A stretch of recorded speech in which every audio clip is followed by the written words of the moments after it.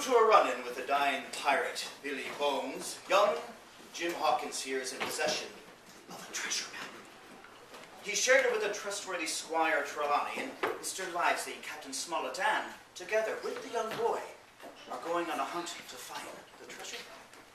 The lad has been befriended by the ship's cook, Long John Silver, and as we meet them now, Jim has fallen asleep in an apple barrel in the galley, and from there, quite by accident, learns the true nature of our charismatic cook. What I Learned in the Apple Barrel, from Treasure Island by Robert Louis Stevenson. Oh, not I. Flint was captain. I was quartermaster, along of my timber leg. The same broadside I lost my leg, old Pew lost his deadlights. It was a master surgeon, him that amputated me, out of college and all. Latin boy, the buttock and whatnot. He was hanged like a dog and sun-dried like the rest at Corso Castle. And they come to changing names to their ships, Royal Fortune and so on. Now what a ship was christened, so let her stay, I says. So it was with the Cassandra has brought us all safe home from Malabar after England took the Viceroy of the Indies.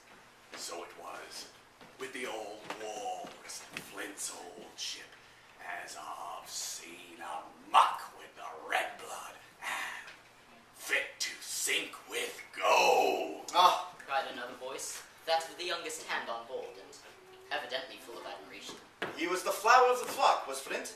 Davis was a man too, by all accounts. I never sailed along of him, first with England, then with Flint. That's my story. Now here on my own account, in a manner of speaking. I laid by 900 safe from England, and 2,000 after Flint. That ain't bad for a man before the mast, all safe in the bank. Tain't earning now, it's saving does it, you may lay to that. Where's all England's men now? I don't know. Where's Flint's? Why, most on 'em aboard here, and glad to get the duff. Been begging before that, some on 'em. Old Pew, as had lost his sight and might have thought shame, spends £1,200 in a year like a lord in Parliament. Where is he now? Well, he's dead now and under hatches. But for 2 years before that shiver me timbers, the man was starving. He begged and he stole, and he cut throats and he starved at that by the powers. Well, it ain't much use after all. It tain't much use for fools, you may lay to it, that nor nothing. But now, you look here. You're young, you are, but you're smart as paint. I see that when I set my eyes on you, and I'll talk to you like a man. You may imagine how I felt when I heard this abominable old rogue addressing another in the very same words of flattery as he'd used to myself.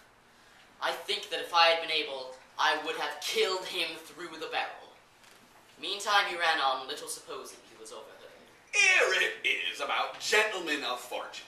They lives rough and they risks swinging, but they eat and drink like fighting cocks, and when a cruise is done, why, it's hundreds of pounds instead of hundreds of farthings in their pockets.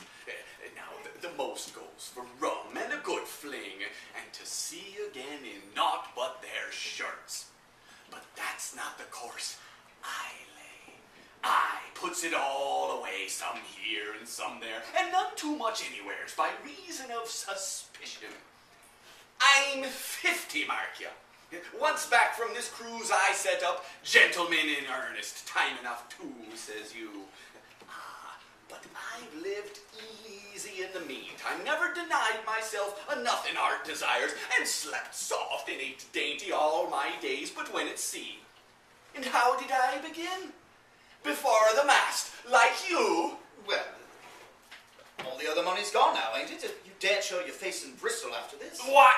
Where might you suppose it was? At Bristol, in banks and places? It were. It were when we weighed anchor, but my old missus has it all by now, and the spyglass is sold lease and goodwill and rigging. The old girl's off to meet me. I would tell you where, for I trust you, but it did make jealousy among the mates. And you trust your missus now, don't you? Gentlemen of fortune usually trust little among themselves, and right they are, you may lay to it. But I have a way with me, I have. When a mate brings a slip on his cable, when his knows me, I mean, it won't be in the same world with old John.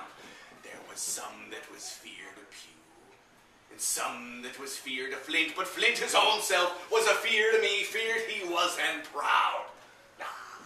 They was the roughest crew afloat, was Flint's. The devil himself would have been feared to go to sea with them. But when I was quartermaster, lambs wasn't the word for Flint's old buccaneers. You may be sure of yourself in old John's ship.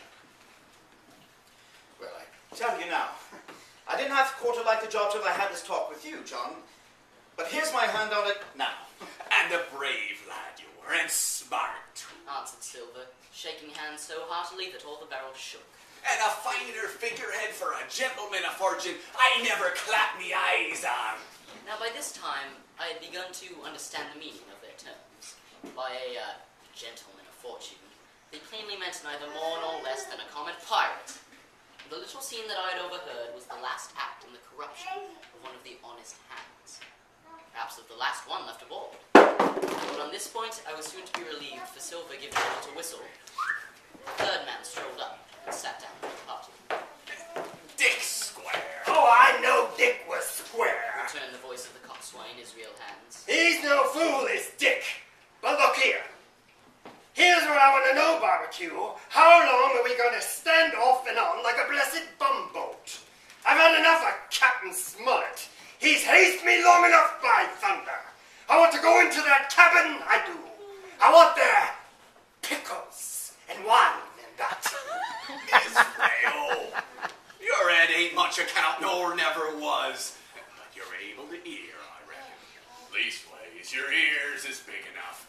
Now, here's what I say. You'll berth forward, and you'll work hard. And you'll speak soft, and you'll stay sober till I give the word, and you may lay to that, my son. Well, I don't say no, do I? What I say is when. That's what I say. When? By the powers! Well, now, if you want to know, I'll tell you when. The last moment I can manage, and that's when. Here's a first-rate seaman, Captain Smollett, sails the blessed ship for us. Here's this squire and doctor with a map and such. I don't know where it is, do I? No more do you, says you. Well, then, I mean, this squire and doctor shall find the stuff and help us to get it aboard, by the powers. Then we'll see. If I was sure of all of you sons of double Dutchmen, I'd have Captain Smollett navigate us halfway back again before I struck. What, we're all seamen aboard here, I should think. We're all forecastle hands, you mean? We can steer, of course, but who's to set one? That's what all you gentlemen split on, first and last. If I had my way, I'd have Captain Smollett work us back into the trades, at least. Then we'd have no blessed miscalculations and a spoonful of water a day. But I know the sort you are. I'll finish with him at the island as soon as the blood's on board, and a pity it is.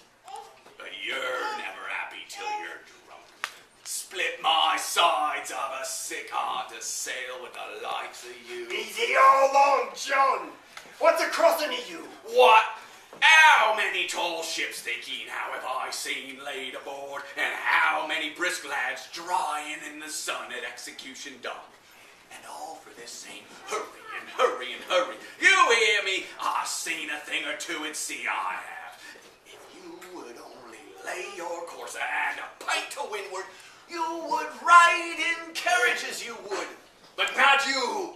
I know you. You'll have your mouth full of rum tomorrow and go hang. Everybody knowed you was a kind of a chaplain, John. But there's others that's good hand and steer as well as you. They'd like a bit of fun, they did. They wasn't so high and dry nohow, but took their fling. The jolly companions, everyone. So, well, And where are they now? Pew was that sort, and he died a beggar man. Flint was, and he died a rum at Savannah. Ah, they was a sweet crew, they was. Only, where are they? But when we do lay 'em offward, what are we to do with them anyhow? Ah, there's the man for me. That's what I call business. Well, what would you think?